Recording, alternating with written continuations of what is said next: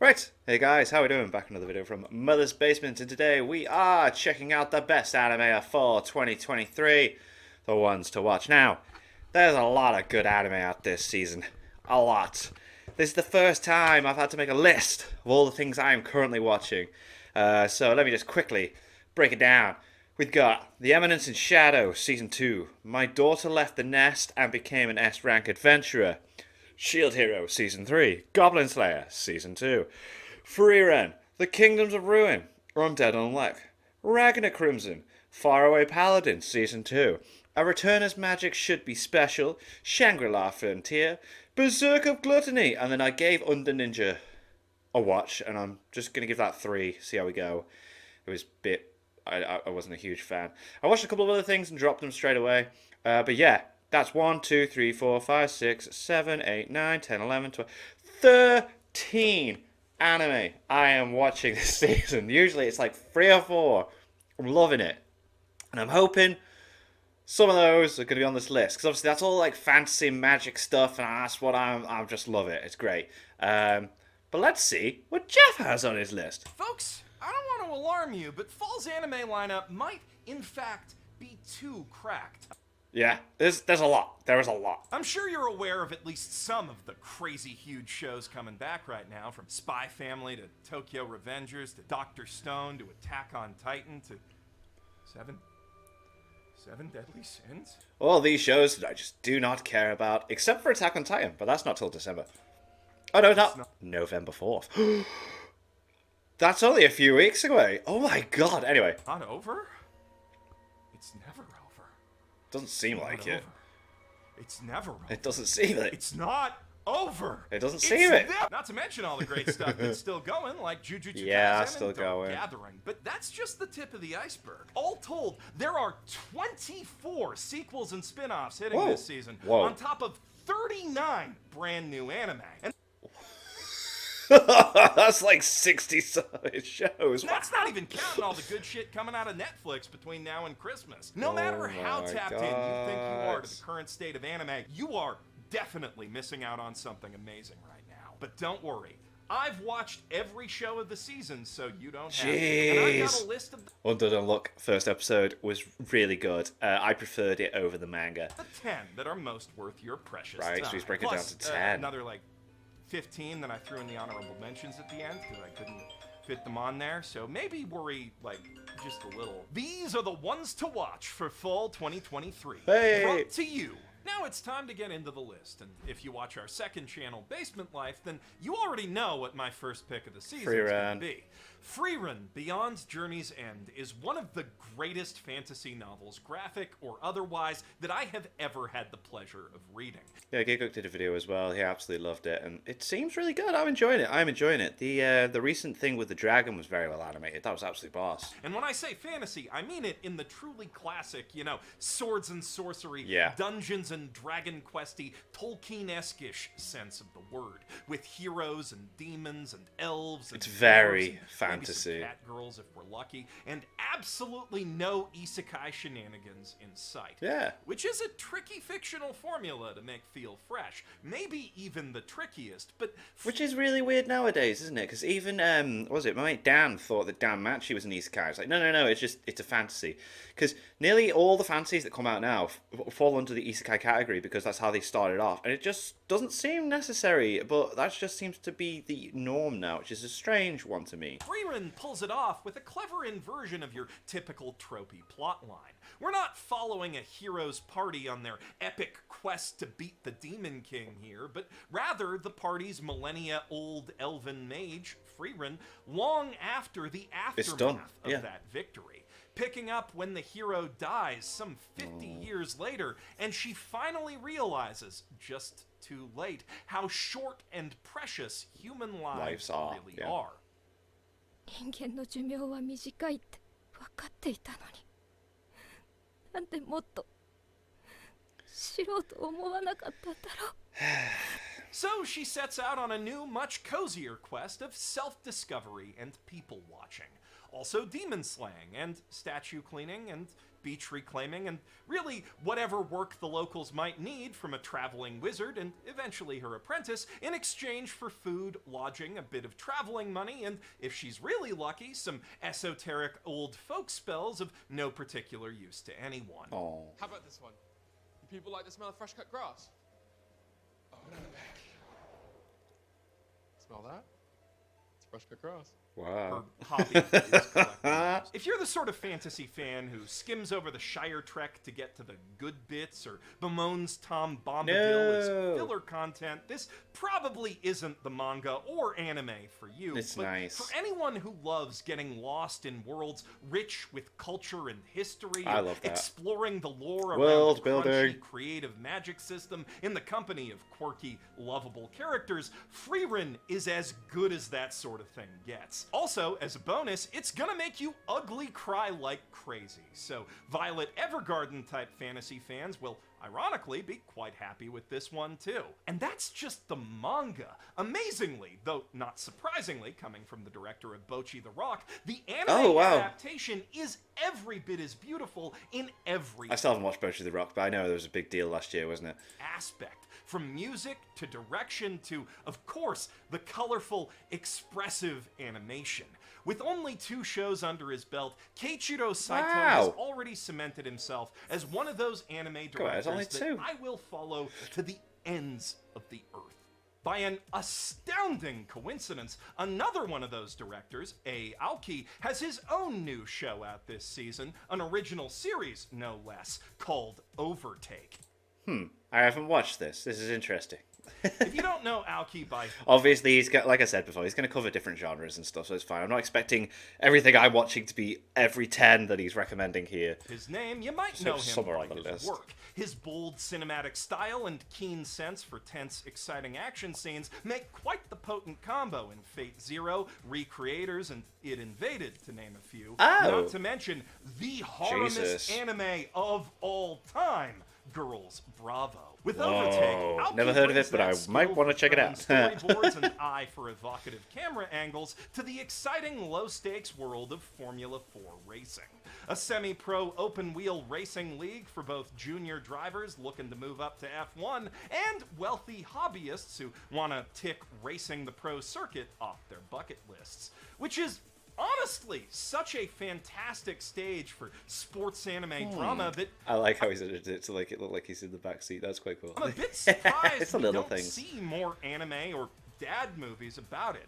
With a buy-in cost in the low 6 figures per year to maintain a competitive machine, F4 is almost as much a rich man's game as Formula 1, but there's just enough wiggle room there that a skilled driver with enthusiastic upper-middle-class backers could conceivably pull a cathartic upset over the bougier teams. And that's exactly the kind of biopic-worthy story that burned-out freelance photographer Koya Madoka sees unfolding after fate puts him in the tent of scrappy, underfunded underdogs Komaki Motors. Unfortunately, for as much grit and raw talent as Komaki's driver Haruka has, you can only get so far on worn-down tires before you gotta replace them, and he'll need a lot more luck and a fair bit more money if he's really gonna beat their fancy-pants boy rivals at Team Soriso. Kyoya really wants to believe in that long shot, though, in part because he's forgotten how to believe in himself. Overtake, So he throws his full weight and savings behind Haruka as his new sponsor,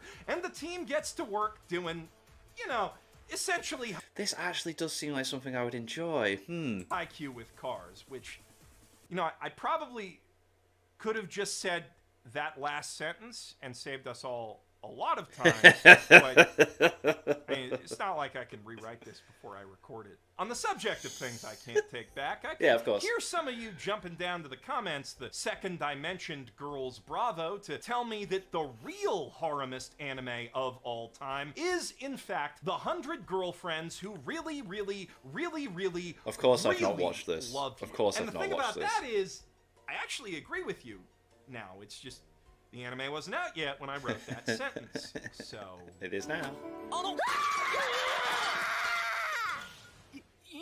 Rentaro Aijo is at once the most Whoa. selfless and selfish harem protagonist to Tokyo Ghoul, okay. ever walk the earth. Selfless in that he possesses literally boundless patience, understanding, and generosity for those around him, from old men who've lost their contacts, to cute girls, to cuter girls, to the cutest girls, to somehow even cuter girls. God damn, than the that. levels There's of a lot cuteness are girls just- that wah. We're not fucking around Oh, with God. that title. Which brings us Whoa. to how Rentaro is selfish. He will take as much love as he can get from anyone who's given it, no matter how much he has already. Although, to this point in his life, that's exactly 0. Despite having taken 100 swings at romance between the age of 8 months and middle school, Rentaro has only ever struck out. But as it turns out, that's only because the god of love was saving all his luck for the day he was destined to meet his soulmate. Also his other soulmate. But not his other soulmate, or his other soulmate, his other soulmate, or any of the other nearly 8 dozen other soulmates who are waiting to meet him because the aforementioned love god got a wee bit distracted by Castle in the Sky while filling out his paper. Okay. Which is, easy mistake to make. It can happen to anyone. That's 100 out of 100 film, and you gotta write the 100 somewhere. If you're sick and tired of harems, That's ridiculous, shit brilliant. to commit to a real harem ending, of seeing the same fucking tsunderes and kuderes and Genki sports girls in marginally different haircuts over and over and over, of wet blanket Oh my God. doormat protagonists who aren't fit to lick up their wife's spit, then 100 Girlfriends is really, really, really, really the harem anime for you. Nice. If not, just wait a bit. I'm sure a new season of Rent-A-Girlfriends No. will congeal No! But let it die. Let it die. into existence any day now. Let it Normally, when die. an anime is as funny as 100 Girlfriends, it's an easy frontrunner for Comedy of the Year. But with 2023 being as cracked as it was, this one's not even a shoe-in for Best of Season. Vexations of a shut-in vampire princess is just as much of a laugh riot. I haven't seen Wild this. What fantasy is it? farce that follows Terra Komori Gainsblood, prodigal fail daughter of a powerful vampire dynasty, as she's yanked out of her comfy little hikikomori hole and It's Ren. Why is she hanging out with Ren? forced into the role of commander in the Mole Knight Oh, Annie News touched on this one. Yeah, this seems alright, this. Imperial Army, tasked with winning glory for her empress on the battlefield at least once every 3 months if she wants to keep her job and her head. But the enemy hordes of beastmen and dwarves and what have you are far from her only concern. Right. Vampire society's quite competitive, you see, and many of the men in Komori's command would slit her throat at the first sign of weakness in hopes of taking her job. Which is unfortunate, since her aversion to drinking blood has made her quite weak by vampire standards, even hikikomori vampire standards. Oh no, it's coming up the Luckily, door. her faithful That is such a Ren ripoff. Ah. and dependable maid Vilhaze is here to cover for her. 小鞠様が本気を出せばここにいる全員を5秒でぶち Okay. Lady Komori's slayed 100 vampires with a single pinky finger, so back up. 殺すことが可能なのです おいこらそのサムズアップやめろ全然ナイスフォローじゃねえよ And all she asks in return is to harass, fondle, and ogle her mistress at every conceivable opportunity. Okay. All of which makes a pretty solid foundation for anime comedy, if you're into that sort of thing. I But might what have to watch really this. elevates Shut-In Vampire is its setting. An absurdist take on your typical grimdark, only war-type fantasy world, where powerful magic has made basically everyone immortal, and that means Komori's real job is a lot closer to being the mascot of a squad of elite pro wrestling heels than, an actual military general. Right. Which, to be fair, does explain how she landed the gig, even with her credentials. Well, that and the Empress seems to be nearly as fond of Lady Gainsborough as for me. On I a see. completely unrelated note, Shy is a brand new anime about a teenage superheroine and her... Right. I'm intrigued because, right, I've not watched this. Obviously, I read you my list at the beginning, but this does keep popping up on Crunchyroll. Sell it to me, Jeff. Sell it to me. New normal classmate, whom history will remember as the best of gal pals. In Shy's world, war is all over. That's right. No It's one does any peace. wars anywhere anymore because there's superheroes now all over the place. Each one assigned to a different country by this space lady who went around handing out Kamen Rider transformation bracelets. Oh, okay, a couple cool, months ago. right. Or maybe I should say magical girl bracelets, since they come with these cute little alien shrimp mascot that's cute. guys. Yeah, yeah, cool. Also, the only guy on the poster is Stardust, aka Davy Wonder Jones, rock star philanthropist. Cool. He's British. Shai does Nice. the whole Overwatchy G Gundam type thing where each hero represents an iconic aspect of the culture they're from. Like the Russian one, Spirits, is a high-functioning alcoholic. Nice. And the Japanese one, Shai, has crippling anxiety born from name-searching herself too much. Oh, God. I mean, yeah, there is also this fucking Damien-ass demon child going around turning people into crystal monsters with Whoa. Hey, all right. these evil mood rings, and they gotta punch those sometimes. But at its heart, Shai is really a character-driven drama about grappling with imposter syndrome, survivor's guilt, and maybe a few sapphic urges. Okay. 聞こえていますか？見とれてしまった。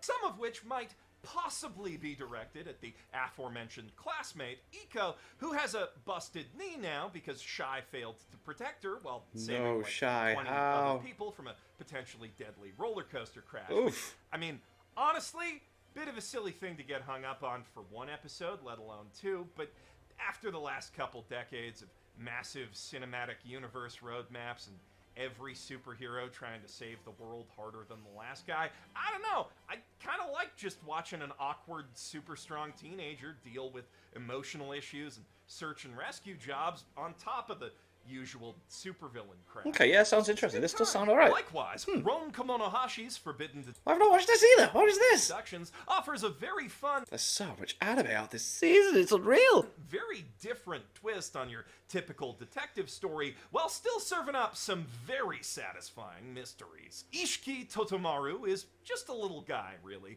Way too kind and trusting to be a cop, but Okay. a cop is what he's chosen to be, and so he's been relegated to the role of precinct whipping boy by his boss mommy captain, Amamiya. But that all changes Amamiya. the day he meets Amamiya, Kamonohashi, Amamiya. a scruffy Sorry, I'm savant so detective with stupid. serious emotional issues who's decked out his entire apartment like a padded cell so he can just fall on the floor and scream whenever and wherever he feels like it. Honestly, goals. The reason for all that screaming is that Roan was born to solve crimes. I mean, the instructors at the top secret Hogwarts-esque international detective school that he went to believed that once he graduated, it would mark the end of all the unsolved mysteries in the world Damn. forever. That far destined to be a...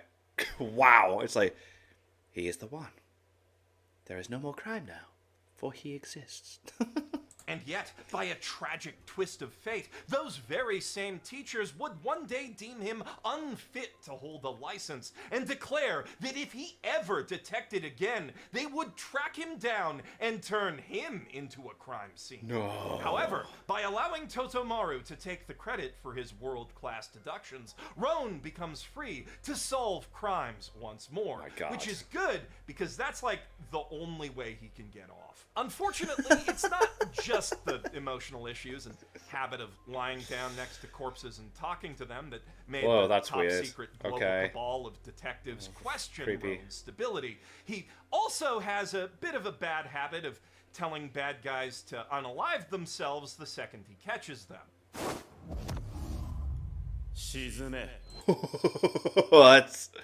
That's a bit weird. Okay. 人を殺めて隠すやつ。何あれかっこいい It's so cool. No, what? Bakugo fangirls? This show's got your number. Okay. Also Sherlock fangirls. Anyway, that'd be bad enough if Oh, his eyes are just as pretty as Gojo's. it was just regular police misconduct. Whoa! Domain expansion. But as you might have guessed What? Double domain expansion. from that thing in his eyes that looks an awful lot like a Gios, Ron Kamonohashi has a Gios. So when he tells someone to jump off a building, they say, how high. Oh. And then it's Toto's job as a good-hearted dingus to charge blindly into danger and say, "No, don't, you're so sexy, All things considered, it's a pretty ridiculous premise for a mystery anime, even by Detective Conan standards. Right. But the characters here are a ton of fun, and the mysteries are every bit as well constructed as the jokes. This next one's for the mecha nerds out Okay, sell this to me as well. I nearly checked this out and didn't. So, come on, Jeff. Sell Bullbuster to me as well. there. And when I say that, I mean... Because I'm going to check out Shy. I'm going to check out Shy. God, I've got 16 things I'm watching already. the hardcore nerds, like dudes in the Armored Core forums arguing about the pros and cons Armored Core of 6 treaded came out, versus didn't it? bipedal designs.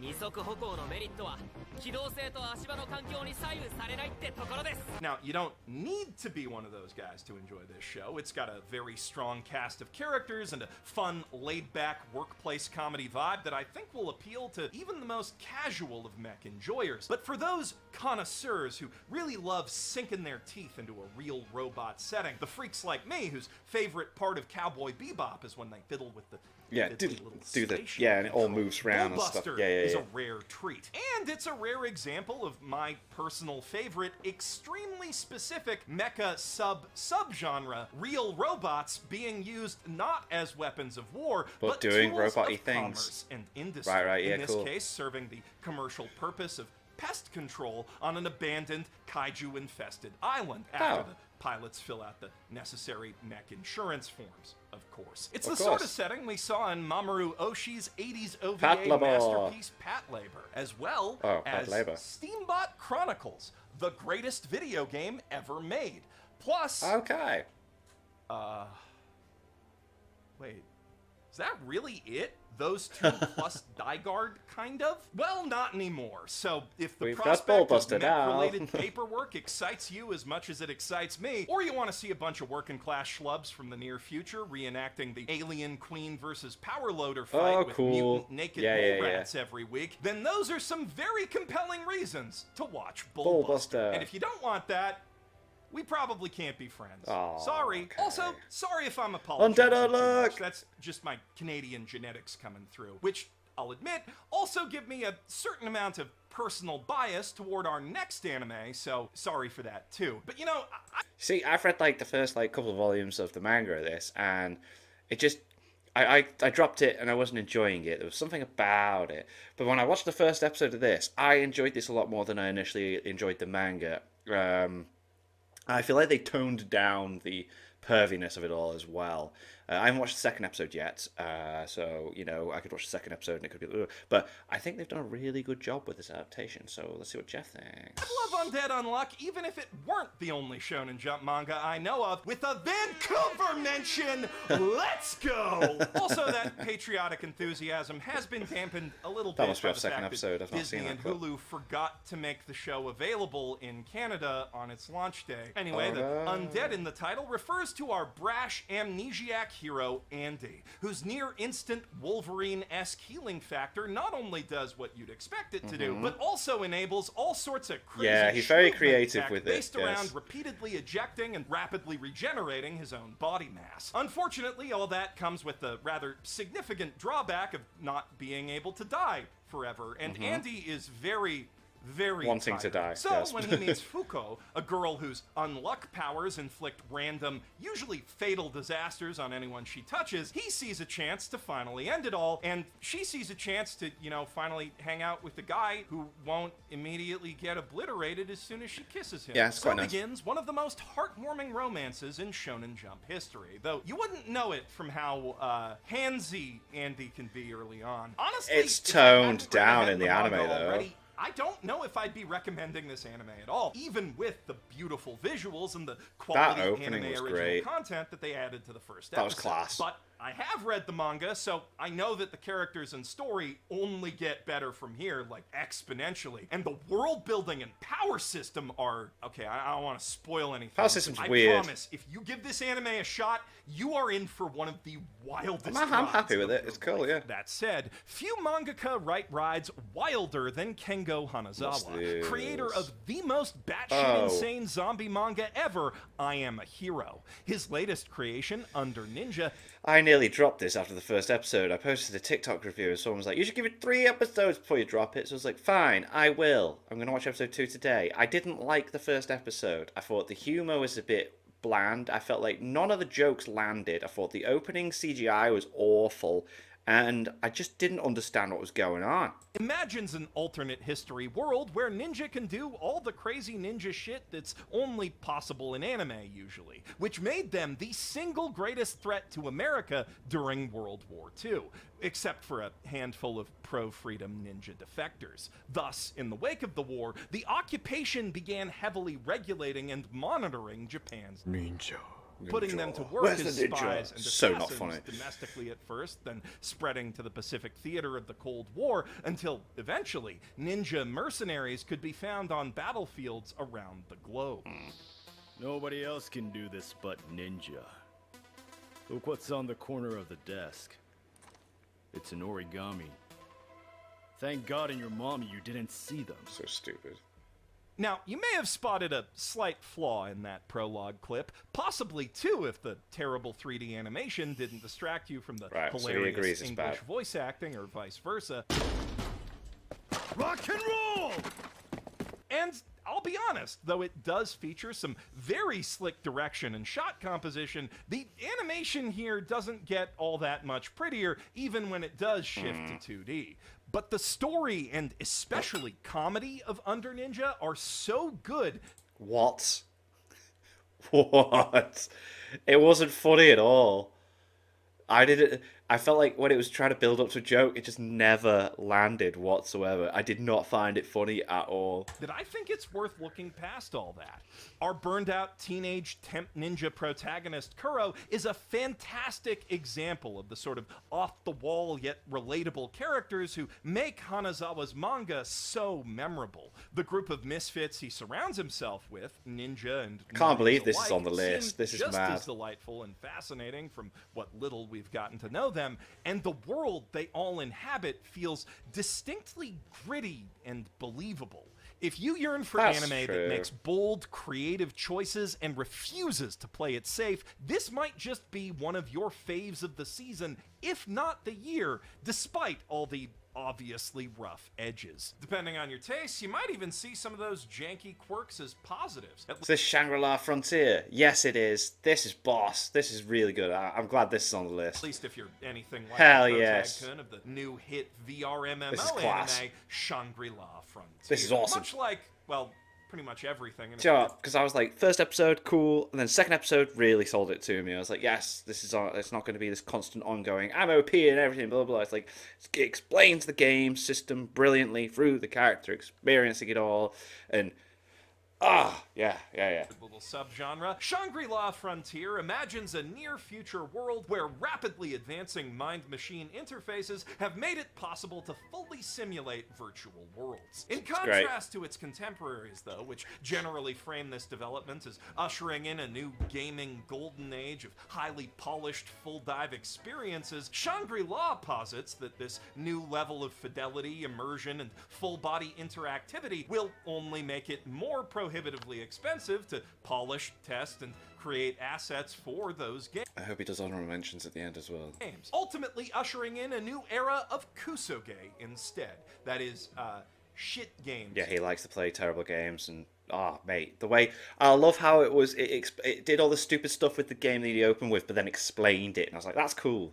If you don't know your Japanese colloquialisms, a category of interactive entertainment with a surprisingly enthusiastic fan base even today. Some enjoy kusoge for the unconventional challenge of besting broken mechanics. Others for the fascinating spectacle of seeing how bad them glitches can get. And still others simply love discovering obscure games with ambitiously unconventional designs that their creators lack the skill or resources to realize. Hizutome Rakuro, hacker alias Sunraku, is one such enthusiast. The kind of guy who will play through an excruciatingly busted 40-hour escort So mission funny, the just to explanation. enjoy the 30-second scripting error at the very end To that lets just you kick beat the her ever-loving up. shit out of that obnoxious NPC.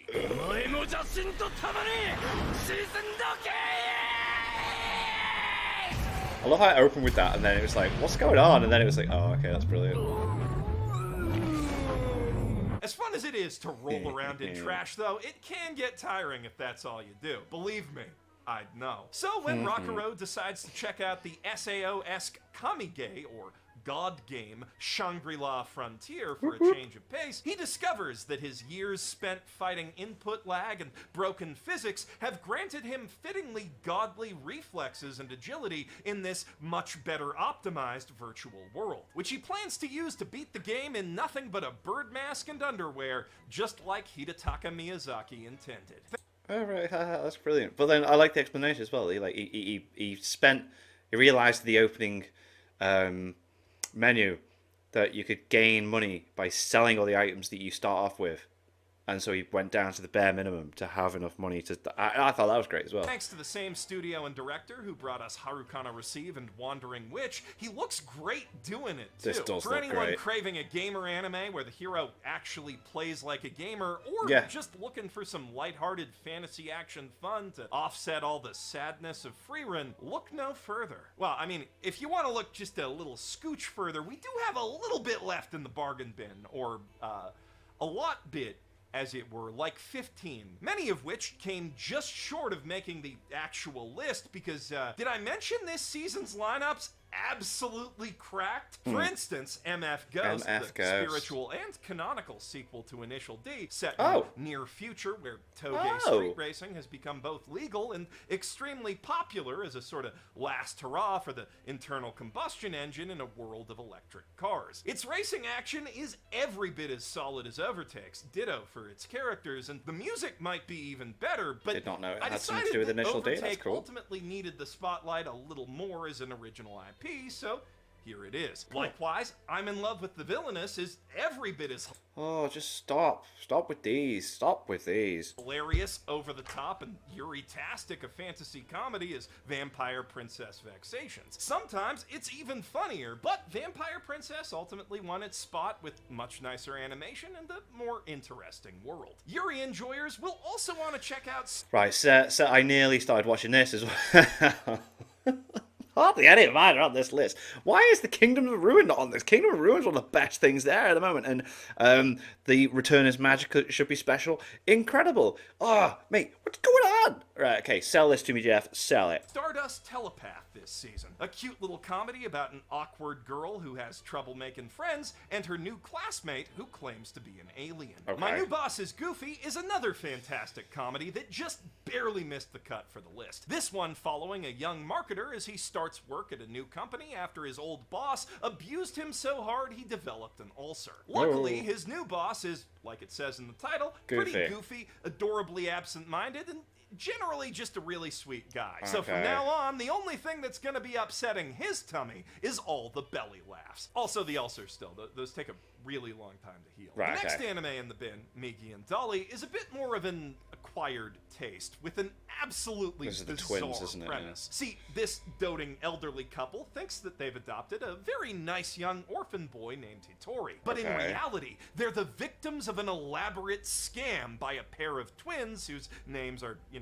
Miggy and title. Dal. It's Right. basically an inverse Parent Trap with the direction of Death Note's potato chip scene. And if that sounds like a fun time to you, I assure you it is. That's Firefighter Daigo, the rescuer in Orange, is a tense procedural drama about the exciting world of firefighting. And not, anime No, we want Fire Force. Give me Fire Force Season 3 right now. firefighting. Where the I want fires it. are demons and I you love just Season put them 2. out by waving your tits at them. No, this show takes I a want more very of that. realistic, down-to-earth, downright educational approach to its subject matter, exploring the real training and equipment that real firefighters use to fight real fires in the same way that Space Brothers explores real-life space travel. Okay. And just like that show made the 8-year-old wannabe astronaut inside me squeal, this one did that for the 4-year-old wannabe firefighter. Speaking of educational anime, anyone looking to learn the groundbreaking, medium-defining history of early 90s Japanese porn games should definitely check out 16-bit sensation Another Layer. Okay. The story of an illustrator at a crappy modern dating